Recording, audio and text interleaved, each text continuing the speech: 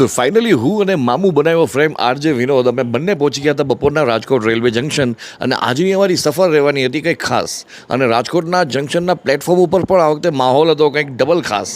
કારણ કે અહીંયા પહોંચવાની હતી વંદે ભારત એક્સપ્રેસ. સાબરમતીથી સોમનાથ સુધી વંદે ભારત એક્સપ્રેસની શરૂઆત થઈ ગઈ છે અને સોમનાથથી એની રિટર્ન જર્નીમાં બપોરે રાજકોટ જંકશન ઉપર આવી પહોંચી. અને અહીંયા પહોંચતાની સાથે લોકોમાં એ જે જિજ્ઞાસા હતી અને જે ઉત્સુકતા હતી એ ઉત્સુકતાનો અંત જે છે જોરદાર એક્સાઇટમેન્ટની સાથે આવ્યો. મોટા ભાગના લોકો તમને અહીંયા હાથમાં કેમેરો લઈને જ જોવા મળશે અને કાં તો બૂમ માઇક સાથે, કારણ કે આખો કોચ જે છે એ વ્લોગર્સ અને જર્નલિસ્ટથી ભરેલો હતો. વંદે ભારત એક્સપ્રેસમાં ચેર કાર અને એક્ઝિક્યુટિવ કોચ આ બે પ્રકારના કોચિસ હોય છે. વેરાવળથી સાબરમતી સુધીનું ભાડું ચેર કારનું 1105, જ્યારે એક્ઝિક્યુટિવ કોચનું હોય છે 2110.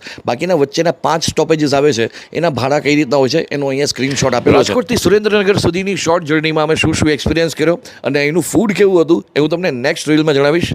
જય જય ગરવી ગુજરાત, વંદે ભારત.